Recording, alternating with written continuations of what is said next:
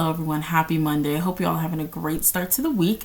So, Season 3, Episode 1 of Invincible. We're here to talk about it. I'm very excited because what an amazing start to the season. Like, seriously, I'm telling you, return to form. I just really appreciate how they were able to kind of build on the moral complexities that we're going to be exploring throughout the next 2 episodes, because I feel like it was introduced towards the end of Season 1, you know, when Omni-Man and Mark kind of went at it, and it's all coming to a head now, which is great because I feel like it leads to great conversations and there's just a lot of balance overall. Oh, I'm just so excited. So let's not even waste time. So we open the episode and we basically get a montage showcasing Mark's growth. And let me just say, the fact that we're starting off with, you know, Mark having a W, because as we all know, Mark is usually getting his ass beat or he's like crawling somewhere.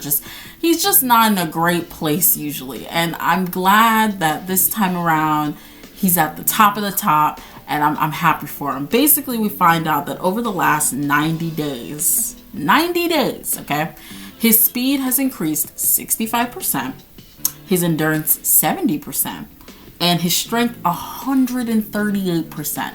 And I already know that's raising the red flags for Cecil and the gang, because they're like, yo, like, this is unprecedented, like, what are we doing? And we kind of find out through all of this that he's essentially being prepped to take on Anissa again, because, you know, last season she came in, whooped his ass like it was nobody's business, and left. And so when she comes back, they want to be ready. And I think even beyond that, this serves to further monitor, you know, Mark and make sure that they have any type of, what is the word that I'm thinking of? Contingency plan. There we go. They want to make sure they have any type of contingency plans, you know, against Mark should he become stronger than his father, which is very much plausible. The only thing I wanted to note for this montage was towards the beginning. Mark was versing the giant, right? And he's from season 2, basically has the mind of an 8-year-old. And it's funny because I think it's interesting when Mark has his outcry later on in the episode about, you know, Cecil bringing these villains back and having them work for him. I think it's funny that he didn't have anything to say concerning him fighting the giant, you know, as a means of training. Like, he was literally there just so Mark could train against him and test his strength. So I just find that funny, but, you know, I digress. Moving forward, they are at the GDA building. Rex comes in, and so, you know, through all of this, Mark and Rex learn that someone is trying to steal the Declaration of Independence. So then they go off to the archives building, and while they're doing that, we get a pan-up shot to a mysterious figure who basically is like, National Archives, get over there. He's speaking into his ring, and it's a very similar symbol to the cameras that we see in later episodes that are spying on Mark. So someone is really racking up some surveillance hours, and I'm interested to see who this is going to be. So we cut to the National Archives building. Good gracious, so much goes down here. First and foremost, we catch up with the 2 people who are trying to steal the Declaration of Independence. Fightmaster and Dropkick. Great names, I know. But the way that this plays out is almost beat for beat what it was in the books. Like, they changed a few pieces of dialogue, I assume, to try and conceal a little more than the comic did, which I can appreciate. Mark and Rex arrive and they start whooping ass, like, lightweight. These 2 people are lightweight, to the point where during the fight, Rex is egging Mark on to, like, go talk with Eve and, like, ask her out, and I'm like, yeah, I guess you couldn't have chosen a better time. And, you know, the fight starts wrapping up. Rex is like, I'm done with my guy, if you didn't notice. And then Multi-Paul comes in like, yeah, but we're not done. He literally punches Rex, initiates a whole beatdown because he believes that Rex, you know, let Kate die. And I'm just sitting here like, where did you get this from? Like, that's not how this works. Relax. But okay. So, of course, Mark gets distracted. He's like, all right, I got to help you out. I'm coming. The 2 partners in crime escaped with the Declaration of Independence. I'm like, oh, I sure hope we come back to that because that looks important. And something happens, you know, the fight gets heated and something clicks for Mark. Something snaps. I want to say, you know, Daddy Dearest genes kind of kicked in and he stopped holding back. He ripped out Multi-Paul's spine. use that plus his head to hit another one. Violence ensues. I love the gore. It was amazing. So, we're getting to a climax with this whole thing. And guess who comes back? None other than Kate. I was not a fan of Kate, so I'm just warning you now. Kate comes back, much to the surprise of everyone, including brother dearest Multi Paul. So, Paul's like, what the hell is going on? And she tells him, you out of everyone should know how hard we are to kill. And I'm like, first of all, why not just tell your brother? What is the harm in telling your brother, right? Like, I don't really know their dynamic, but I could assume you let him know you're fine. Okay, cool. It's not like he fucks with anyone on the Guardians of the Globe. He's not going to tell them. So whatever. And then what she said to him doesn't matter, in my opinion, because if you find out you lost a loved one, especially your sibling, especially through that of murder, logic kind of goes out the window. Of course, you want to hope that they're alive, but whatever. So, in the midst of this conversation, Mark sucker punches Multi Paul straight into the wall, and he just makes the decision right then and there. Look, you almost tried to kill Rex. You let these guys steal the Declaration of Independence. The way he delivered that line was great. But he's like, no, you're going to prison. And I think this part is very interesting. I think it's a defining moment in the episode because, we don't really have any strong oppositions to kind of, question what Mark is saying. He just kind of asserted his beliefs and his morality on the situation, and that was that. Nobody really objected. I think if Cecil were present at all and cared at all, that would have gone down differently. And we kind of see that as these episodes go along. So we cut away from there and we're at Debbie's house. So now we get to follow up with Oliver. He's basically being homeschooled. We learn that, his memory's great, development's off the charts, but all of that should peter off by the time he hits puberty. None of that really, Oliver doesn't care about any of that. He just wants to be a superhero. That's all he breathes for. That's all he lives for, is to be a hero. And we get little hints through the dialogue that he's willing to do whatever it takes to stop the perceived bad guy. So we know where that leads. So then we kind of shift in this scene to Mark and Oliver. They're playing catch, and Oliver's a sneaky little fella. He's so sly because he basically loops Mark into promising that he'll train him, when he gets his powers, all the while knowing he has his powers. So, of course, right after Mark makes that promise, Oliver flies in the air. I'm like, dude, you're in a residential neighborhood and you're purple and you're flying. Like, can we bring it down? But he's a kid, whatever. So, obviously everyone's shocked by the fact that he has his powers now. So we cut away from that and we're at the Guardians HQ. Kate makes her big reappearance. And then she reveals that her and her man, Immortal, are engaged. Yay. Whatever. So she keeps stating, because Rex is obviously furious. He's furious at the fact that, you let him and the whole team think you were dead. And so she keeps saying that her reasoning is, I needed time alone. I needed time to figure myself out. And I'm just like, I don't know how well that works because first of all, you stayed with your man. Second of all, why not just tell the team anyways? They love and care and respect you enough. If you were to say right after that, I need my space, they would give you your space. Were you hiding from Cecil? I don't know, but it was just very weird. And then also in this scene, Shrinking Ray returns, so that's great. Her and Rex have a nice hug. I feel the budding romance, and I'm here for it. So we cut away from that, and now we're in the meat and potatoes of the episode. Reports start flying in, over 300 actually, of environmental anomalies. Okay, we've got mini earthquakes, the tunnel is shifting, and so Donald is trying to tell Cecil what's going on, and Cecil just dismisses this, which I thought was insane. It's over 300 reports, and obviously I guess you could chalk it up to environmental changes, but come on, this is crazy. They took one look at Doc Seismic, didn't interrogate him, nothing like that. He was just whatever, who cares? And then we end with Cecil finding out that Oliver has power. So he's going to go, make that trip.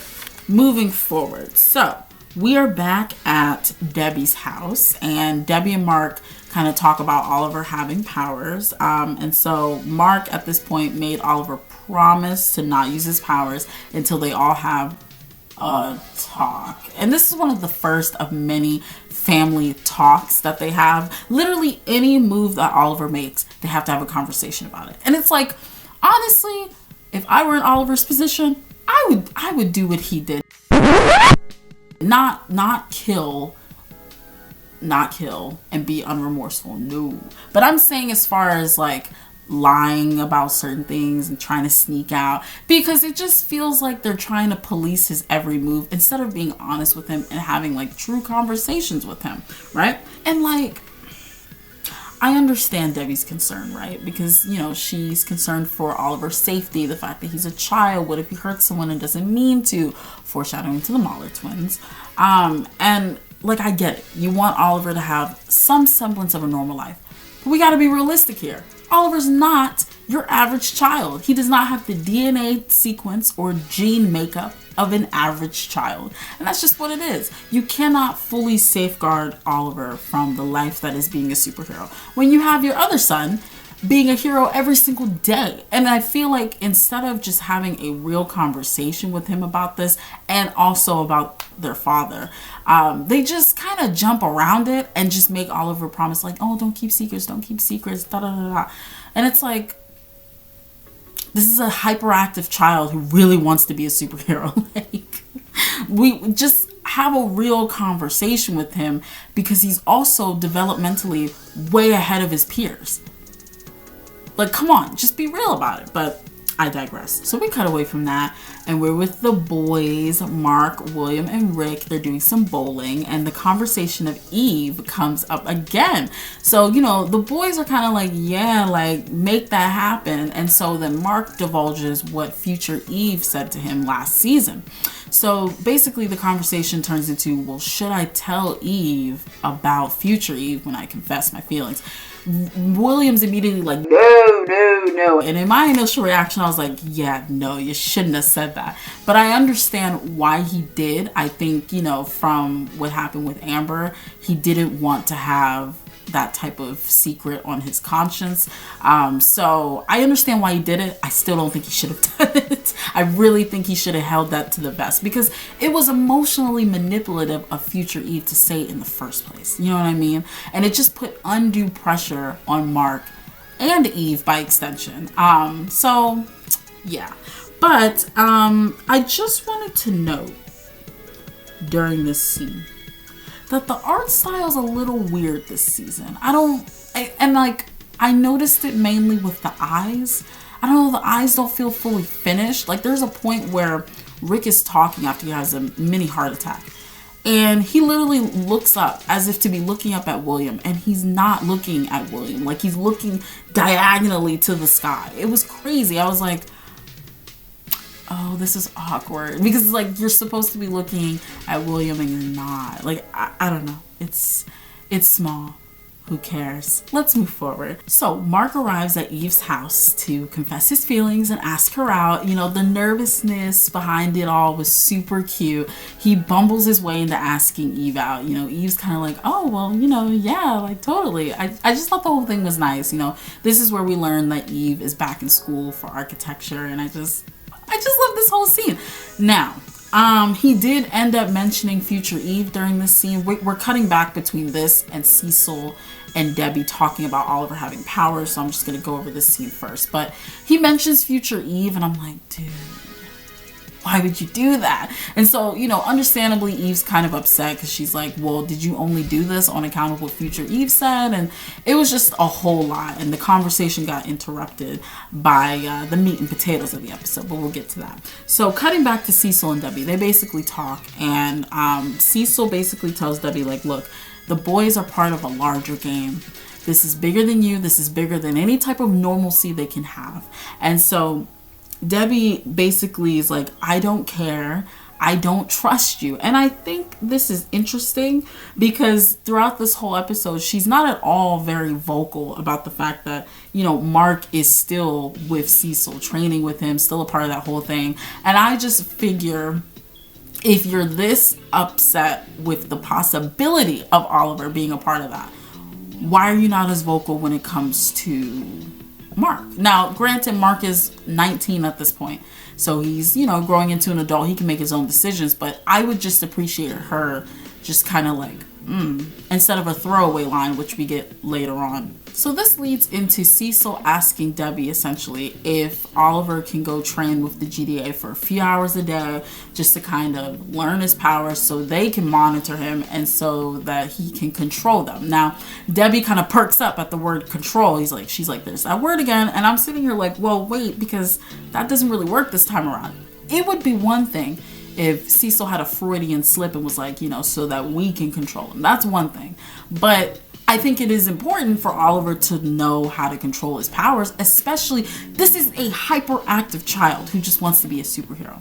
I feel like having him a part of this environment, while very risky, and I understand why Debbie's like not for it, I feel like he needs that type of stability as he's trying to learn his powers. But, you know, she's not hearing it. And I understand. I completely understand.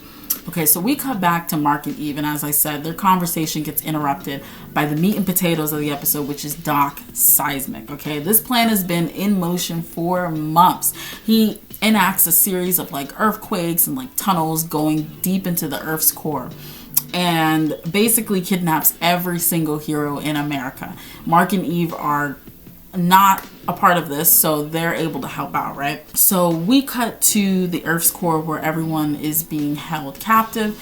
Mark and Eve arrive and they start fighting Doc Seismic creatures. We see the ones again that look like old boy from Batman Beyond. I'm gonna put a picture here for sure. And then in the midst of the fight, Eve gets knocked out. You know, Doc Seismic puts out a blast. She's done. Mark tries to like save her and save everyone. He gets stabbed pretty close to the heart. He's done. So they both get put in these like pods, right? And it's seeming like all is lost. So Cecil enacts the last resort. Bunch of pods come down, and what comes out but the Reaniman and Darkwing. So Mark, upon seeing this, he's pissed. Tunnel vision activated. And it's funny because like it literally gets to a point where during the fight, he's about to leave. Like he's about to leave to go confront Cecil. And it's like, no, things are still going on down here. Like, come back. And he sees Doc Seismic, and then he like comes back, and that's when he sees Darkwing. I'm just like, Mark, get it together. So, oh boy. After everything kind of calms down, the world is saved. Mark immediately, tunnel vision again, he sucker punches Darkwing. Furious. Everyone's trying to tell him like, calm down, we can figure this out, calm down. He's not having it. He goes straight to the Pentagon. So Mark gets to the Pentagon. He's furious. He confronts Cecil, and Cecil just tries to explain everything because Mark's like, yo, these people are criminals. Why is D and Sinclair working for you? Why is Darkwing working for you? They need to be in jail. You know, here's Mark just kind of asserting his morality on things, what he views as wrong and right. That is the only way, and it doesn't allow for any other points of views, which can be very controlling. And I don't know if he even understands that that's what's happening. So Cecil's like, all right, look, I believe those like D.A. Sinclair, they should not be wasted, they should be utilized, and they should be reformed. So his way of reforming them is through reprogramming. D.A. Sinclair and Darkwing, we find out, went through extensive psychological reprogramming. And I'm sitting here like, okay, we can't really call it, you know, reformation if, you know, they are undergoing reprogramming. Who knows if it was of their own volition, for one. For two, you know, think of the beginning of episode 3, where these villains take active steps themselves because they made that choice to try and live a better life and to be viable to society, not just simply undergoing reprogramming and working for Cecil and doing things that will benefit him in the GDA. Who's to say this reprogramming is foolproof? Like, what if it fails at any point in time? You're screwed. Like, I can believe Darkwing maybe is trying to seek some type of redemption. But D.A. Sinclair, I mean, we don't even see him. So we don't know how he feels about any of this. And I just feel like, call a spade a spade. It's a transactional relationship on both fronts. Whatever. So throughout this whole spiel, you know, Cecil goes to say that D.A. Sinclair and Darkwing are repaying their debts to society. You know, they were trying to save people, blah, blah, blah. And so Mark's like, that's bullshit. Like, what are you talking about? And then Cecil's like, well, you killed Angstrom Levy. Should I have thrown you in prison? Like, And I'm just sitting here like, Cecil, whoa, whoa, whoa, whoa, whoa, whoa. That's like not even the equivalent. First of all, if you really felt that way, you should have thrown him in prison. But yet I feel like he didn't do that because, you know, Angstrom, his death solved problems for both of them. So whatever. Number one. Number two, to try and equate a series of purposeful murders and acts of terror to something that was an accident that happened in an emotional outburst, in a fit of rage, is like, they're non-equivocal. Like, Mark literally was like, oh my God, I'm stronger. I thought you were stronger. Da, da, da. He was like freaking out. And that's not to necessarily excuse him taking a life, but we understand how it got to that point with Mark. Whereas with Darkwing and D.A. Sinclair, yeah, they had their own ways of seeing how they were, quote unquote, helping others. But these were purposeful acts of terror. Like, come on. So whatever. So then, you know, Mark is still following Cecil, and he's just refusing to leave until both D.A. Sinclair and Darkwing are back in jail. And I'm just sitting here like, all right. Mark, I kind of got to eat into you a little bit, because it's cute, I guess, that you think you run anything here. But also it's just like, that's not how this goes. Like, he just has a very black and white view of what is considered wrong, what's considered right. And I can understand and even agree in some respects, but the way that he's going about it, he's just like bulldozing his, you know, opinion and viewpoint on every situation around him, and leaves no room for anyone to be like, well, maybe no. So, and you know, this is not the last instance that this happens. I think it's a little bit of Daddy Dearest coming through. So Cecil goes into the White Room, and basically he unveils at that point, look, this is to protect me against you. And then we're going to jump right into the fight the next episode. So, you know, that's the end of the episode. But then, you know, we have our little after credit scene. It's with Allan and Omni-Man. And basically, Omni-Man's warming up to Allan. And I think he'll end up, you know, joining the cause. He basically tells Allan, look, you can escape right now. But Allan's not leaving without him. They try to laser him open, and that doesn't work. So Allan's just strong as hell. So that's great. And I think that's it. I think that is the episode. Yeah. Honestly, great episode. Great start to everything. I was enthralled from the beginning to the end. I was sat. I did not move. And yeah, I would give it literally a 9 out of 10. Definitely a 9 out of 10. Maybe even a 9.5. Because, like, I didn't have many gripes with this episode. So I loved it. But we're going to come back here between tomorrow and Wednesday for episodes 2 and 3 review. I will see you guys then. But thank you for listening and watching. Let me know what you thought or not. But either way, I got to go. So